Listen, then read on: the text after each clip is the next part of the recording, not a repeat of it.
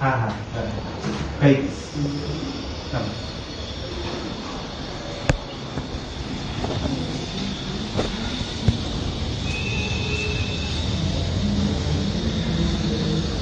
વસ્તુ ના પાછળ બી બેસ્ટ વસ્તુ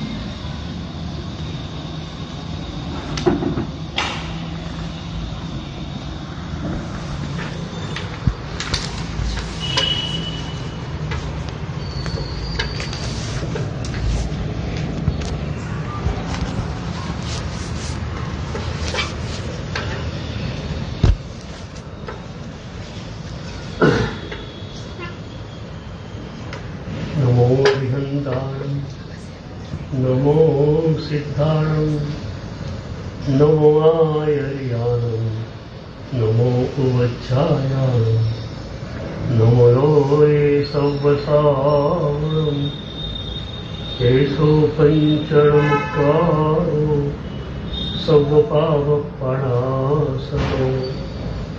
मङ्गलाणं च सद्वेषि परमं भवै मङ्गलम् सत्त्वानां परमानन्द कन्दोद्भेदनवाम्बुध स्याद्वादामृतनिष्यन्दी शीतलः पातु मोदिनः कवडे दर्णेन्द्रे च सोचितं कर्म कुर्वति प्रभुस्तुल्यमनोवृत्ति पार्श्वनाथश्रीस्तुव ध्यानक्रियादिकार्यकुशल प्रद्युम्नजेता गुरु आन्तरलोचनमेकमस्ति सुतरां प्रोद्भासितं यस्य वै ओङ्कारेण सुसेवितोऽपि सततम् ओङ्कारसेवापरः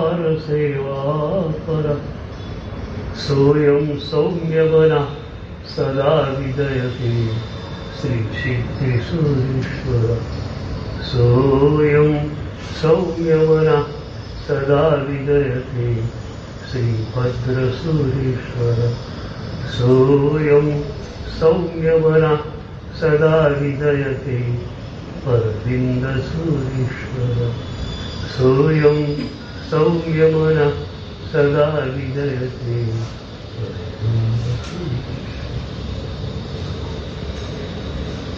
ભગવદ્ ગીતાનો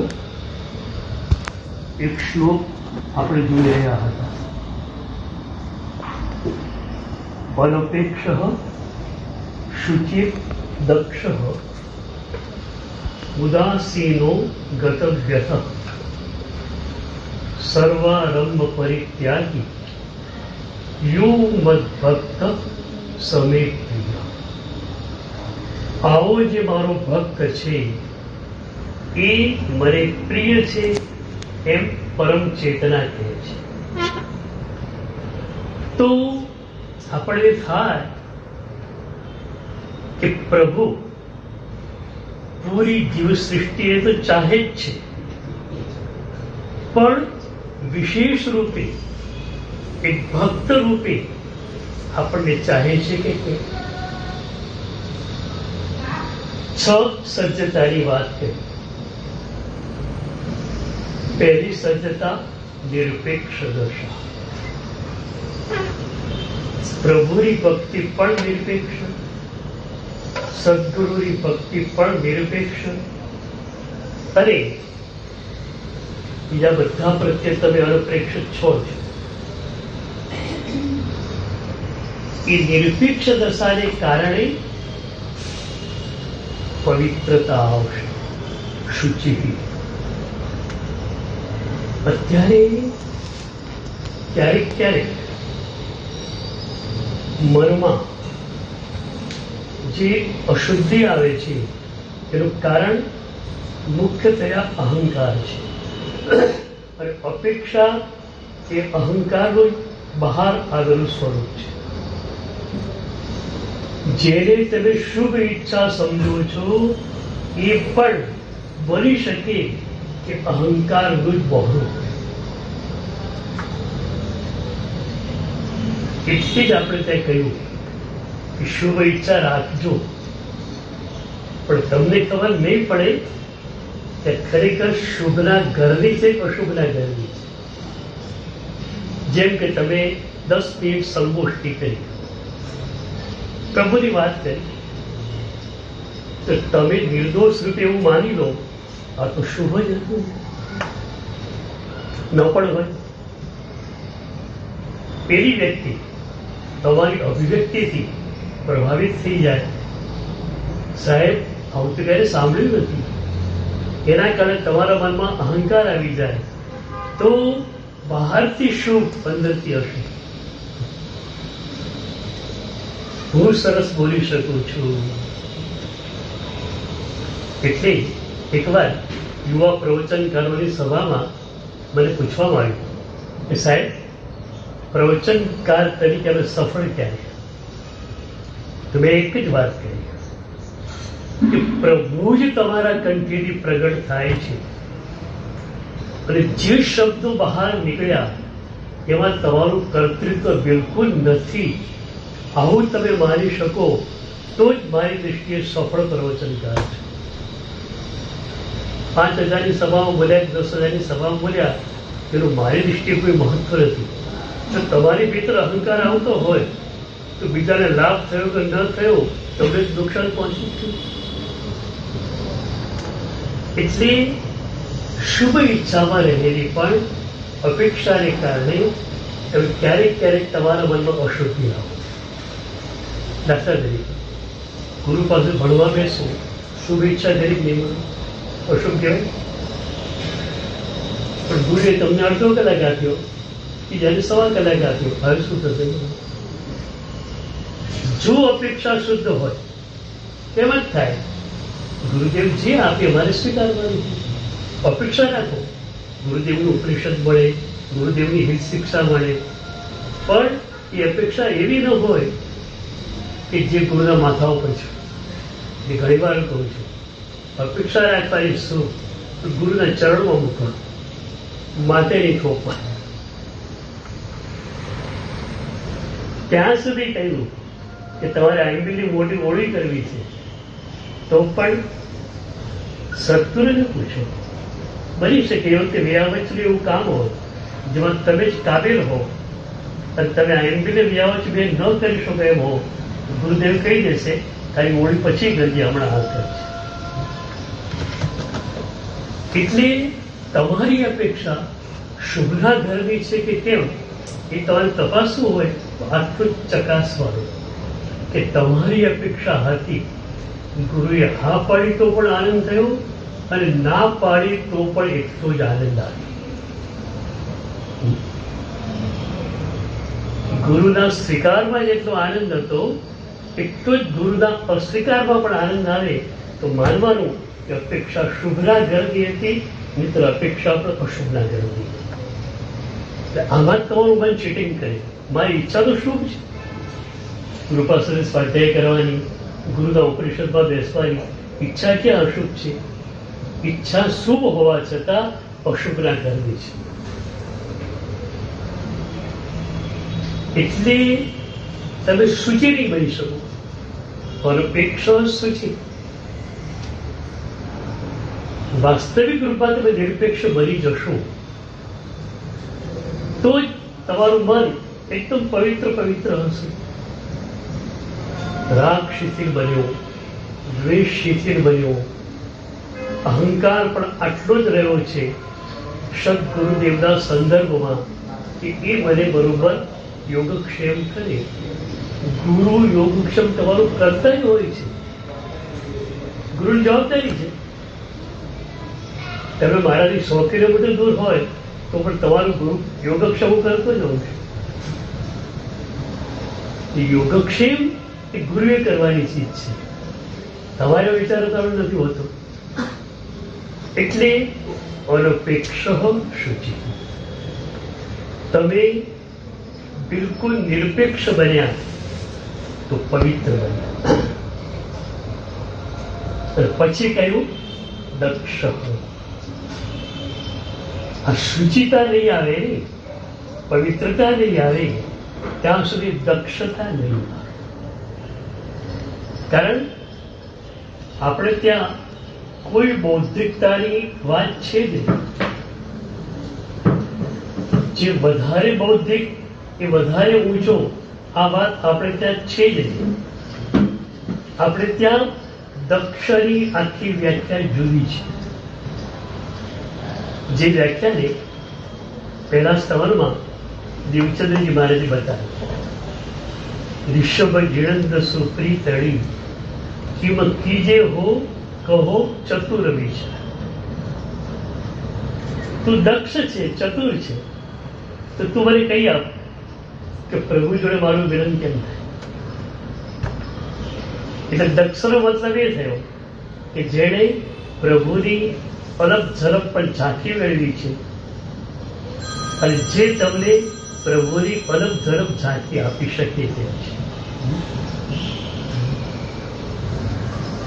ઋષભ જીણંદ સુપ્રીતળી કિમ કીજે હો કહું ચતુર વિચાર.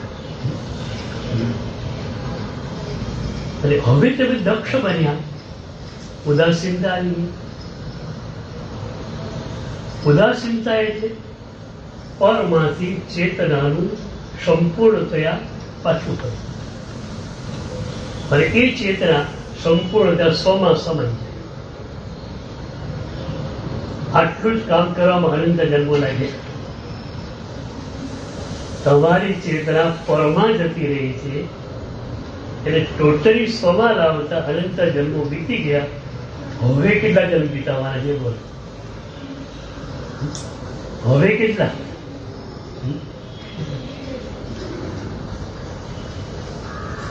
તમારી ચેતના પરમાં રહે તો 5મું મહાવર્ત તમારી પાસે ખરું? અપરિગ્રહની વ્યાખ્યા શું છે? અપરિગ્રહની વ્યાખ્યા જ છે તમારી ચેતનાનું પરમાં ન જવું એ અપરિગ્રહ.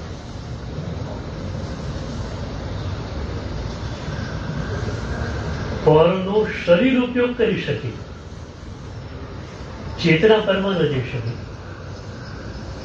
વસ્ત્ર પહેરવાના સંયમની મર્યાદા માટે, રોટી દાળ ખાવાની મોક્ષ સાધક દેહના પોષણ માટે, દેહ પરને ઉપયોજશે, ચેતના એ વ્યક્તિ પર પરમાં નહીં હોય.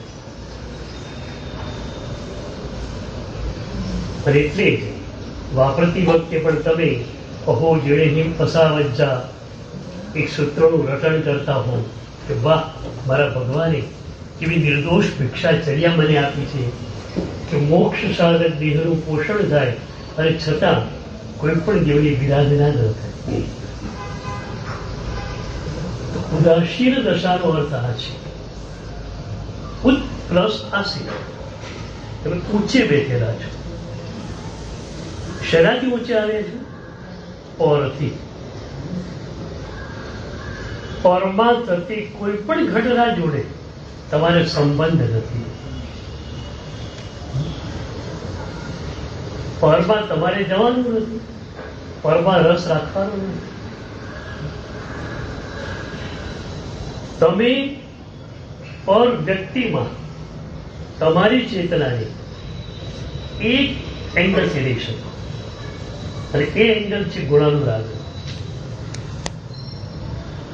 આનામાં સ્વાધ્યાય વધારે છે, આનામાં ભક્તિ છે, આનામાં ત્યાગ છે.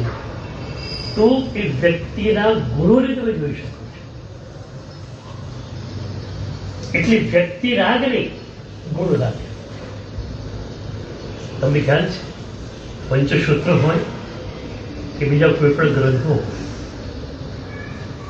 યોગ દૃષ્ટિ સૌ જ છે, ગુણાનુરાગથી શરૂઆત કરે છે.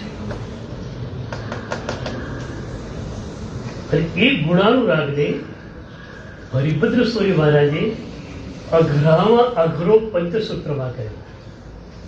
અઘરામાં અઘરો, ટફેસ્ટ.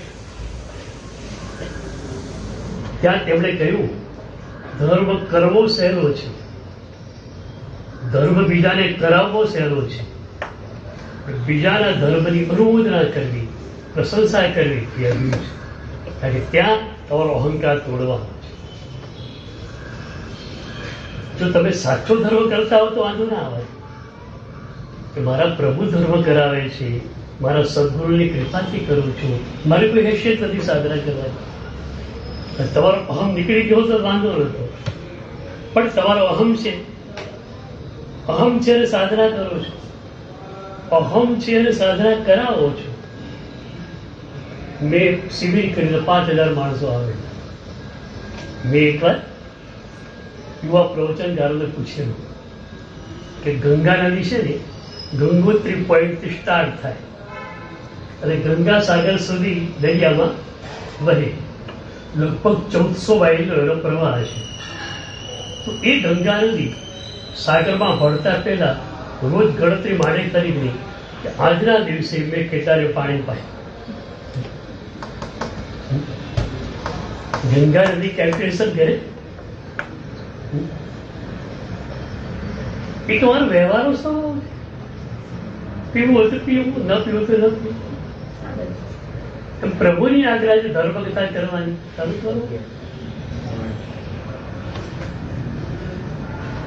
અનુમોદના ધર્મ દુષ્કર કેમ કર્યો?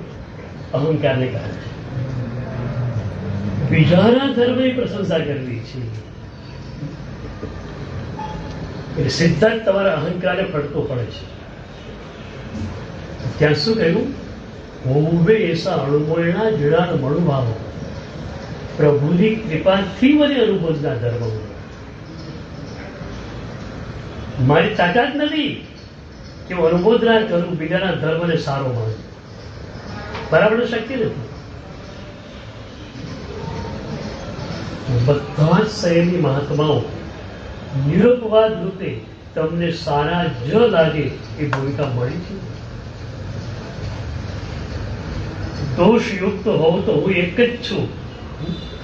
વિશ્વ વિજય એક જ દોષયુક્ત છે અને બીજા બધા ગુણો યુક્ત છે.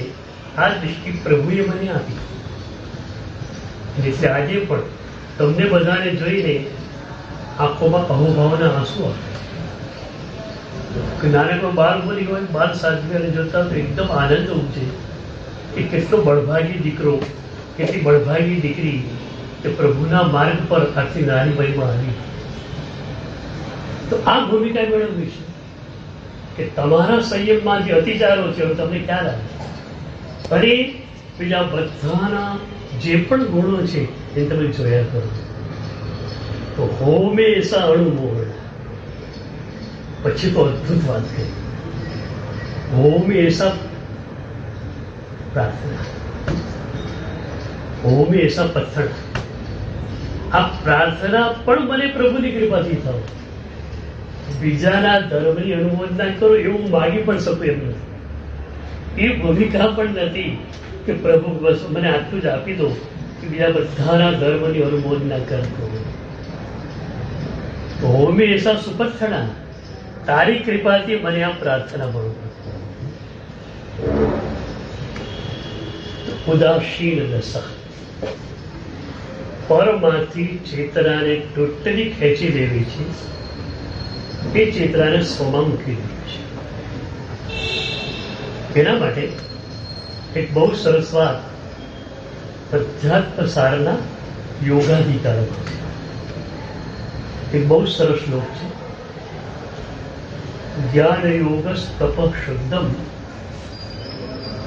આત્મ પ્રત્યેક લક્ષણ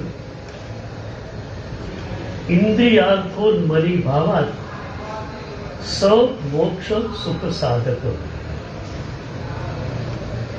જ્ઞાન યોગની વાત કરે છે. યોગાધિકારમાં બે યોગની વાત છે, ક્રિયા યોગ અને જ્ઞાન. તો જ્ઞાન યોગ એટલે શું? જ્ઞાન યોગ તપ શુદ્ધમ, શુદ્ધ તપ છે. શુદ્ધ તપ તન્મે કોને કહેશું? અભ્યંતર તપને આપણે શુદ્ધ તપ કહીએ છીએ. અને અભ્યંતર તપમાં પણ સ્વાધ્યાય, ધ્યાન અને કાયોસર્ગની ત્રિપદીને એકદમ આપણે શ્રેષ્ઠ અભ્યંતર તપ કહીએ છીએ. પણ અભ્યંતર તપની વ્યાખ્યા શું? એ વ્યાખ્યા શ્રીપાળ રાસમાં મહોપાધ્યાયજી આપી. તપતે એ હિજ આત્મા વર્તે નિજ ગુણ ભોગે. આ એમ્બિલની ઓળી ચાલે છે. બાહ્ય તપ તમે કરો તો સરસ, પણ એનાથી તમે કયા અભ્યંતર તપને ઉદ્દીપ્ત કર્યું? જ્ઞાન યોગ તપ શુદ્ધમ, શુદ્ધ તપ એ જ જ્ઞાન યોગ. નેત્ર ક્રિયા યોગમાં જતો રહેશે. માત્ર એમ્બિલ કરી દીધું, માથું દુખવાનું સ્વાધ્યાય ગયો, એમ્બિલ તો ભાઈ કરી 3 ટાઈમ વાપરતા હતા, 1 ટાઈમ વાપરવાનું થયું. ત્યાં પણ ફ્રૂટ લીધા, 2 વાપરીને ઉભા થઈ જાઉં 10 મિનિટમાં. શરીરને ભાડું આપવાનું કામ 10 મિનિટમાં પૂરું, જલસો પછી ડૂબી જાઉં તમારા. તો તપતે એ હિજ આત્મા વર્તે નિજ ગુણ ભોગી. આત્મગુણના ભોગમાં, સ્વરૂપ ભોગમાં તમે માનતા હો તો શુદ્ધ તપ. જેટલું પણ બાહ્ય તપ કરો સરસ, એક પણ બાહ્ય તપ આ શુદ્ધ તપનું ઉદ્દીપ્ત ન કરનારું બની શકે. ઉણોદરી શું કરી? 2 રોટલીની ભૂખ છે, એકાશામાં ઉઠી ગયા, તરત તમે સ્વાધ્યાય કરી શકો. પેટ હલકું છે. રસ ત્યાગ, વિજય ત્યાગ બધું આના માટે જ છે. જ્ઞાન યોગ તપ શુદ્ધ. હવે એ જ્ઞાન યોગ દ્વારા શું પ્રાપ્ત થાય? આત્મરત્યેક લક્ષણ, આત્માનંદ. તમે જ્ઞાન યોગમાં આવ્યા એની પારાશીષી શું? માત્ર તમે સ્વના આનંદમાં માની રહ્યા. પરમા શું છે? બોલો, પરમા શું છે? રતિ અને અરતિ. એમાં રતિ કેટલી, અરતિ કેટલી? પીડા પીડા. સ્વમાં આનંદ જ આનંદ. તમને શું ગમે? સાચું ગમે શું ભાઈ? આનંદ ગમે કે પીડા ગમે? 2 રસ્તાથી. એક સરસ ડામરનો રોડ છે, પોલિસ્ટર. બીજો કાંટાવાળો રસ્તો છે. 2 એક જ ગામે પહોંચાડે છે. તમે કયો રસ્તો પસંદ કરો? કાંટાવાળો.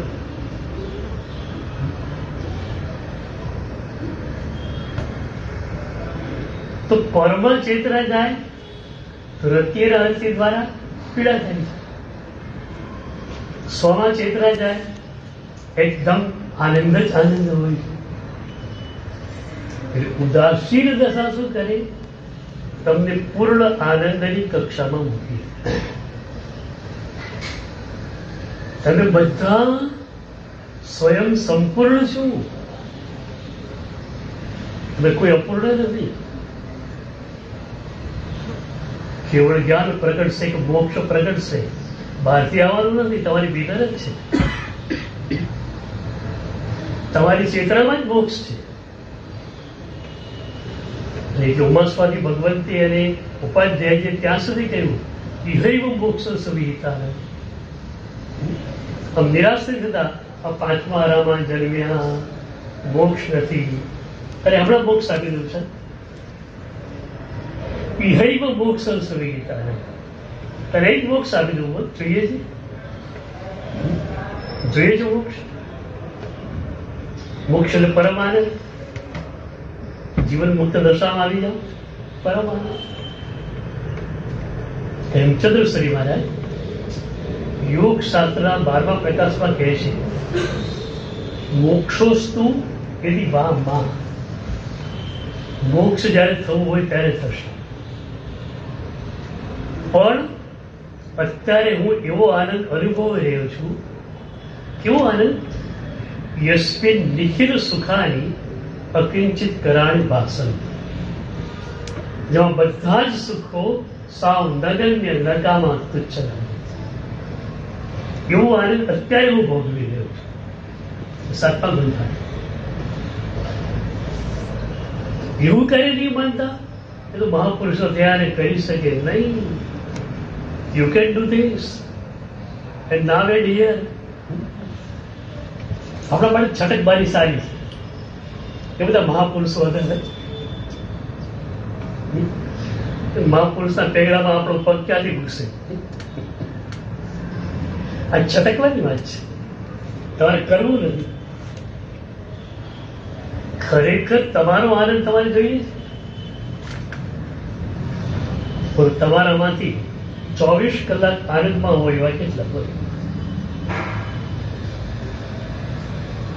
શરીરમાં રોગ હોઈ શકે, પણ મનથી 24 કલાક આનંદમાં હોય એવા કેટલા? તમને લોકો શું પછી ખબર છે? સુખ શાતામાં છે. એટલું સુખ નથી પૂછતા. સુખ શાતા. સુખ એટલે શારીરિક સુખ, શાતા એટલે માનસિક સુખ.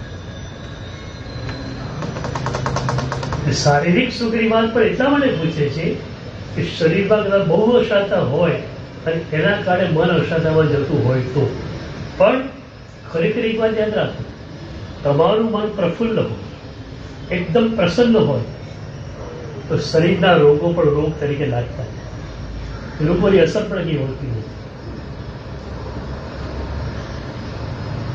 આપણા યુગમાં એવા બધા મહાપુરુષો છે જેમનું શરીર રોગોથી ઘેરાયેલું, પણ એમને જોતા આપણને ખ્યાલ ના આવે. જીવન મુક્તની દશા હસતા હોય. તો મારે તે પૂછવું છે કે આવા કોઈ મહાપુરુષની ઈર્ષા તમને આવે તો રોલ મોડેલ શું બને? પણ સાધના માટે રોલ મોડેલ રાખવું કે મારે કઈ સુધી પહોંચવું છે. આ લોકોનું રોલ મોડેલ શું હોય? અંબાણી.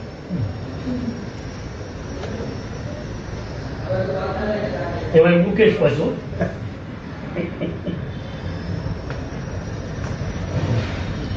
તમારું રોલ મોડેલ શું? નથી. ભલે સરે સજાય બોલો, એમાંથી એક પણ મહાપુરુષને, એક પણ મહાસતીને રોલ મોડેલ તરીકે લીધા હતા? સુરસાજીને લો, તેમને શ્રદ્ધા આવે રોલ મોડેલ તરીકે. ચંદ્રાજીને લો તો પ્રભુ પ્રત્યેનું સમર્પણ આવે. કોઈને પણ રોલ મોડેલ તરીકે સ્વીકારી તો પરમ આનંદ અત્યારે મળી શકે એમ છે. કેટલાને જોઈએ બોલો?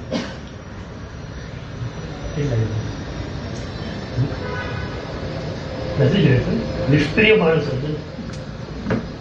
સાધુ કેવા હોય? નિષ્પ્રિય. પણ આ નિષ્પ્રિય તો રાખવાની.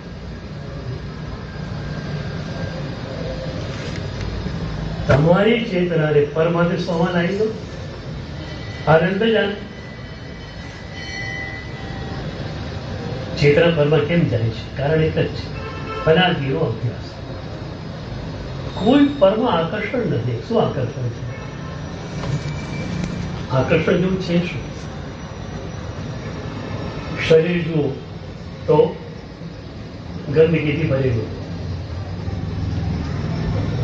તમારી પાસે એવું શું છે જેના પર તમને અહંકાર આવે છે? મન રાગ દ્વેષથી છલકાતું. અને હું ઘણી વાર કહું છું તેમ આ ગંદુ શરીર અને ગંદુ મન પ્રભુને આપો, પ્રભુ તમને મોક્ષ આપવા તૈયાર છે. ઉપાધ્યાયજી ભગવંતે અરના પ્રભુના સ્તવનમાં કહ્યું, શુદ્ધ દ્રવ્ય ગુણ પર્યાય ધ્યાન શિવ દિયે પ્રભુ સર્વરાણે.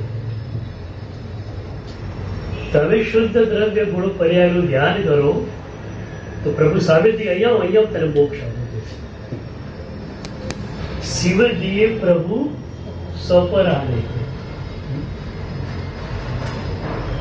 સવા ઉતરો મોક્ષ આવે.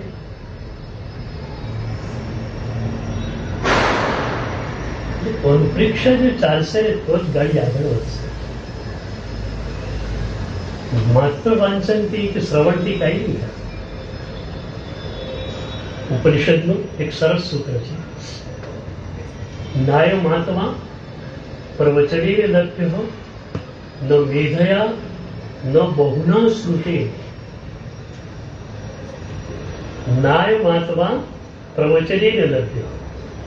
પ્રવચન સાંભળવાથી આત્મતત્વ તમને નહીં મળે. ન મેધયા, કુશળ પ્રજ્ઞા હશે તો પણ મળવાનું નથી. ન બહુના શ્રુતિ, ઘણું સાંભળી નાખશો કે ઘણું વાંચી કાઢશો, આત્મતત્વ મળવાનું.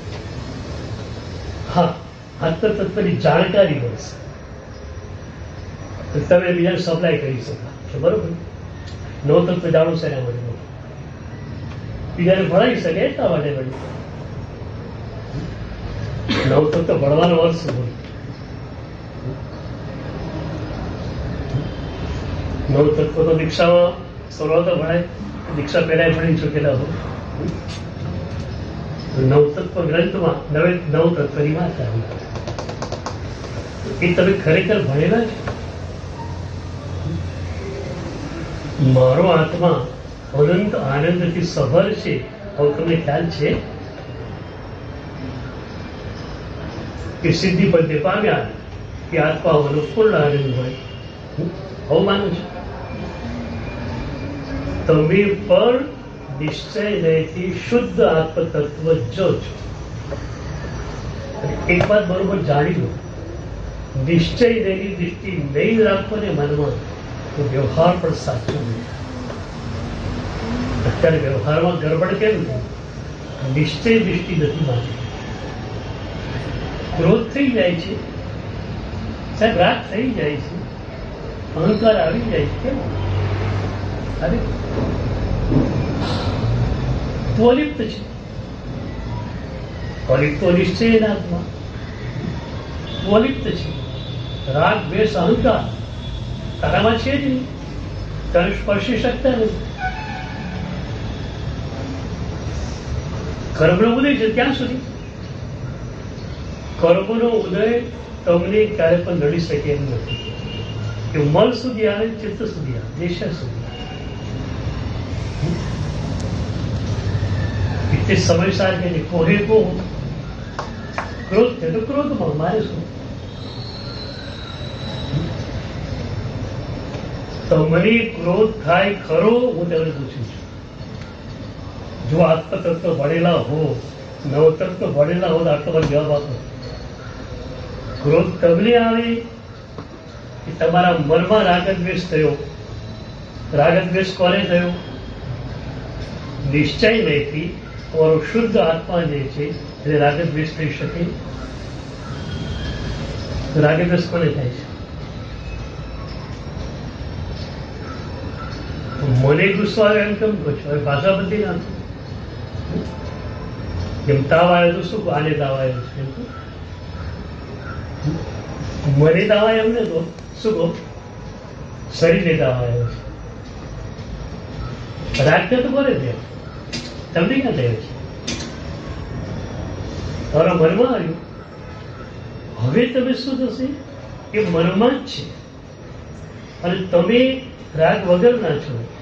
તો હવે તમે દ્રષ્ટા બનશો, રાગ દ્વેષી બનશો. ખરી સાધના આવે થશે. તમે જો રાગ યુક્ત હશો, દ્રષ્ટા કોણ હશે? રાગ આવ્યો, દ્વેષ આવ્યો, જોડાણ કોણ? તમે માત્ર દ્રષ્ટા છો. તો દ્રષ્ટા તરીકે તમે ક્યારે હોઈ શકો? રાગ કરનાર જો માત્ર તમે હો તો તમે દ્રષ્ટા તરીકે ન છૂટા પડી શકો. બે ભાગ પડે.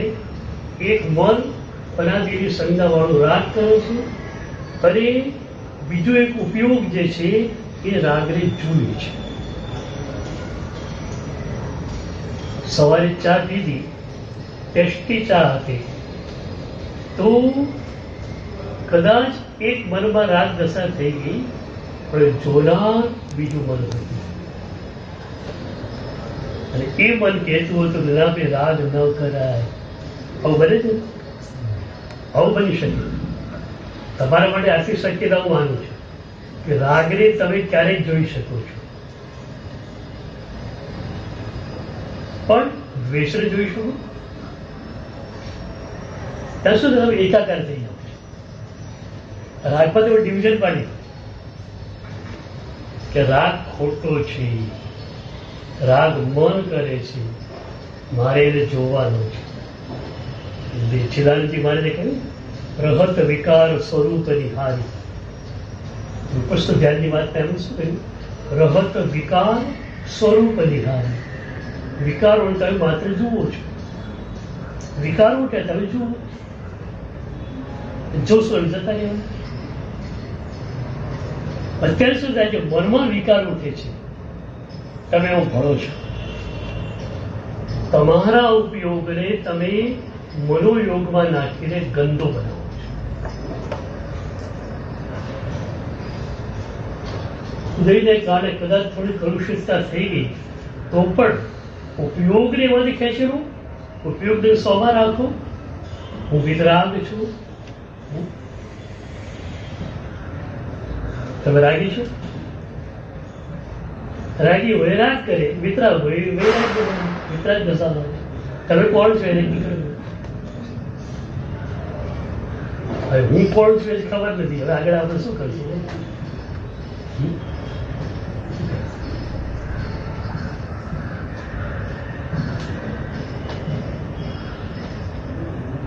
આત્મરત્યેક લક્ષણ. એ આત્માનંદ કઈ રીતે આવે એની પણ એક અદભુત વાત કરી. ઇન્દ્રિયાર્થો મની ભાવ. ઇન્દ્રિયો એના વિષય જોડે જોડાતી હોય ત્યારે પણ તમે ઉન્મની ભાવ કરી શકો. બહુ સરસ. આંખ કંઈક જુએ છે પણ મુનિની આંખ છે, એટલે એ સારું કે નરસું આવું વિભાજન કરતી નથી. મુનિ વોરવા ગયા તો પણ આ રસોઈ સારી, આ રસોઈ ખરાબ, એ રીતે એનું વર્ગીકરણ હોતું નથી. નિર્દોષ શું, દોષિત શું, એ જ વર્ગીકરણ હોય છે. ઇન્દ્રિયો એના વિષયમાં જાય પણ હકીકતમાં રાગ પણ કરે છે, ઇન્દ્રિયો નથી કરે. તમારો ઉપયોગ મનોયોગમાં ભળે છે અને એના કારણે રાગ દ્વેષ થાય છે. આંખ છે ને ખાલી જોશે. આ આંખ છે માત્ર કેમેરાના લેન્સ છે. લેન્સ તો કામ શું? અંદર ફોટો જે છે ઉપસાઈ આપે. જે સામે દૃશ્ય છે ફોટો અંદર ઉપસાઈ આપે. પણ એ દૃશ્ય સારું કે ખોટું એ આંખ નથી નીકળી શકે, મન નથી કરે. એટલે તમારો ઉપયોગ ત્યાં આવી જાય. ઉપયોગ તો દૂષિત કરી નાખ્યો અને પછી સોસાયટીમાં જ્યાં તમે જન્મ્યા છો ત્યાં જેને સારું કહે છે તમે સારું માનો છો, ત્યાં જેને ખોટું વળે તમે ખોટું કહો છો. તમારો ઉપયોગ સ્વ આધારિત નથી, પર આધારિત છે. આફ્રિકામાં જંગલ હોય ને એટલે કાળા માણસો સારા લાગે, રૂપાળા લાગે, બધા કાળા જ છે. અને અમેરિકાના ગોરા ગોરા લોકો આપણને કોડિયા જેવા લાગે, એ લોકોને રૂપવાન લાગે. રૂપની કોઈ વ્યાખ્યા નથી હોતી. ઇન્દ્રિયાર્થો મની ભાવ. ઇન્દ્રિયો એમના વિષયમાં જાય, મનને એમાંથી ખેંચી લો. ઉન્મની ભાવ. યોગશાસ્ત્ર 12મા પ્રકાશમાં ખાસ આ ઉન્મની ભાવની જ વાત કરી છે કે કઈ રીતે તમારે ઉન્મની ભાવમાં જો. ત્યાં એમનો અમનસ્ક દશા શબ્દ વાપરેલો છે. કબીરજી વગેરે ઉન્મની ભાવ શબ્દ વાપરે છે. આપણે યોગસારમાં પણ આવ્યું उन्मनीकरणं तद्यत् मुने सवर्षेदय इंद्रियार्थोन्मनी भाव. इंद्रियो વિષય સાથે ક્યારેક જોડાશે, મન નહીં જોડાય, ઉન્મની ભાવન છે. એટલે જ દય દિઠ્ઠમ સ્વયં સંભવ સાહુ અપતાઓ બની ગયું. આખું જ એટલે જોવાઈ ગયું પણ અંદર રસ નથી એટલે એ સ્મૃતિ રહેવાની જ નહીં. કોક પછી કોણ આવી ગયું, શું હતું, કોક આવી ગયું પણ ખ્યાલ નથી. કંઈક સાંભળ્યું પણ રસ નથી. કોઈ પૂછે શું હતું, કોઈક વાતો કરતા હતા બે જણા, શું છે ખ્યાલ નહીં, તો સ્વાધ્યાયનું મેળવ્યું. આ રીતે પણ ઉન્મની ભાવ શરૂઆત કરો શુભની અંદર પણ. શુભમાં એટલા ડૂબેલા રહો કે અશુભમાં જવાનું નથી. ઇન્દ્રિયાર્થોન્મની ભાવા સ મોક્ષ સુખ સાધક. મોક્ષ આવે, મોક્ષ ક્યાં છે? ઇન્દ્રિય અને વિષય છૂટો પાડી નાખો. ઇન્દ્રિય ઇન્દ્રિય, વિષય વિષય, તમારો સંબંધ છે.